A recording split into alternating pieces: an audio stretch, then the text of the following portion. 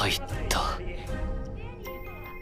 入んぞ。ああ、宮村悪い。ちょっと教科書見せてくんない？学校に忘れちゃってさ。どうかしたのか？今ダメ、ほんとダメ。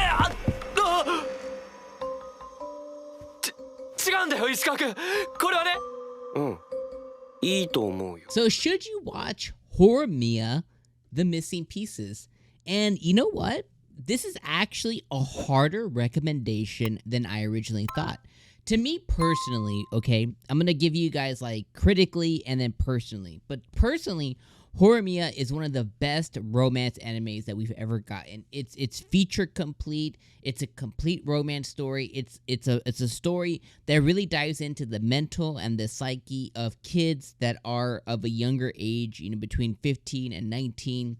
You know, it dives into the complexities. It dives into building a relationship. It dives into the complexities of awkwardness.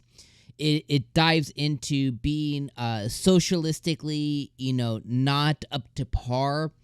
It dives into the fact of two people who are opposites being brought together.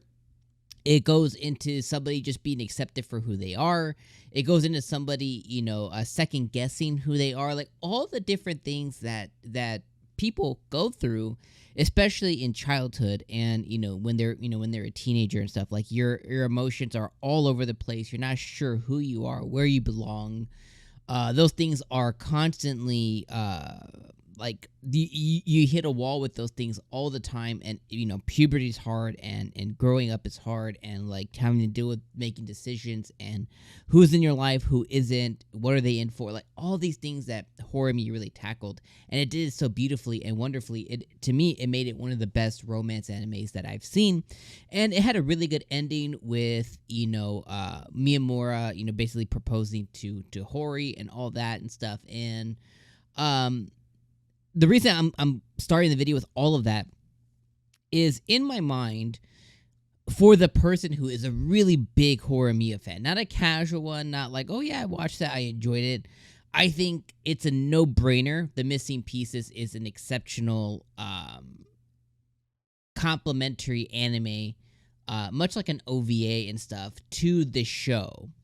But to somebody who, you know, they liked it, but maybe they didn't love it, but they, you know, like, oh yeah, I remember this, I watched it once or something, and, you know, they liked it, and now it's here again, you know, it's a harder recommendation. And the reason that it's a harder recommendation is it starts off really strong with the ending of Horimiya, and it immediately goes into flashbacks. And basically, we're going to get treated to a whole entire season of flashbacks, and the concept behind it isn't too crazy, but the way that they did it is a little funky, as like it just kind of skips. Like it goes from different timelines, right? It went from like I think a Kyoto trip, and then it went to post haircut Miyamura, and then it skipped to like a pool day. And I think, you know, it's okay if you have a lot of familiarity, or if you've recently watched the show, you know, maybe rewatch, or you recently watched the show, I think it's okay.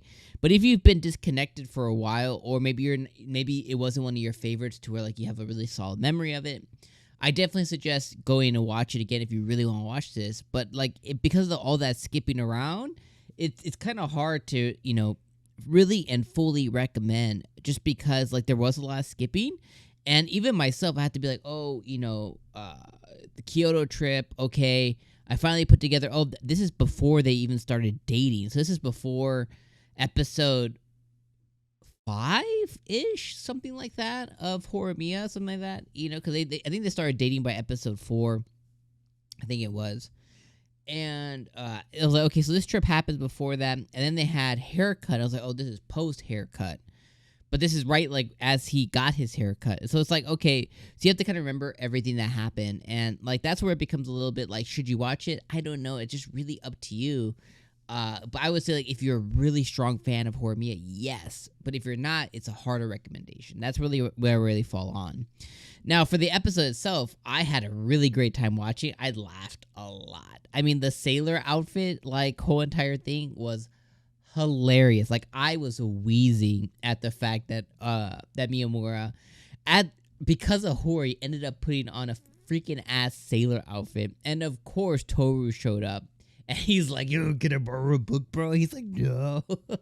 And then that made it a whole thing of like, "Yo, you want to wear that sailor outfit again, bro?" And it was just like, I was dying at laughing. Then they had the whole like, "Oh, Miyamura prefers blazers," and Hori just happened to like learn something about him. Then we had pool day, and the whole entire conversation with the teacher was just hilarious. This episode, like, they're conversing with the teacher, and the teacher's like, "Yo, I like schoolgirls." I'm like, "Yeah, that's a problem, dude. We're gonna call the cops," kind of thing. They're trying to get off of school day, and Miyamura was like, "Oh, maybe I'll just say I'm on my period again." Like, what the heck? And freaking the student council president is like, "Yo, my arm is gonna blow up." You know what I mean? Like, so it's just over and over and over again. It's just funny and funny and funny. You know, even with the Kyoto stuff with, you know, Miyamura trying to dodge taking a bath, like, it was funny. Like, there was so many genuine moments of just like really, really, again, terrific writing. And for me, you know, I don't think this is going to be an anime I cover on the channel each and every week, but this is going to be one that I watch and I consume and I enjoy for me. And this is definitely like really, this hit every funny bone. Like, I definitely really enjoyed it. And then I just enjoyed the additional context of seeing the Kyoto trip, but, you know, it being talked about, but then we never saw it. So I like, you know, kind of filling the gaps. For me, I think this would be a really complimentary anime. Again, like I said a little bit earlier, is if you give Horimiya a rewatch, you know, I think this would be a great complimentary anime to that one, to kind of like rewatch Horimiya once again. I've already watched it like 10 times, but, you know, watch it once again and then watch this, like, kind of like, you know, coinciding. I think it'll be really, really good. So overall, Horimiya, The Missing Pieces is fantastic, but it's not for everybody. So when it comes to should you watch it, it just depends how much you liked the original season of this show. I suspect most people who saw this and were like, "Ooh," probably had a pretty strong interest, so it's probably going to be for them, for me, for you. But, you know, if you're casually coming on here like, "Oh, yeah, I remember watching that. It was okay," you know, I don't think this would be for you. Unless you're just a completionist when it comes to anime, and there are some psychopaths like that. Just calling you out casually if that's you. All right, but anyways, let me know what you guys thought of this episode. If you watched it, down in the comments below. Let me know if you plan to watch it. I probably spoiled a couple things, so sorry about that. But should you watch it? I guess that's up to you. Let me know if you're going to decide to stick with this one all season, if you're going to wait till it just kind of ends and binge watch it, or what your decision is with this one after watching the first episode. Let me know in the comments, and I'll see you guys for more summer anime, because it's here, baby. All right, see you guys later. Peace.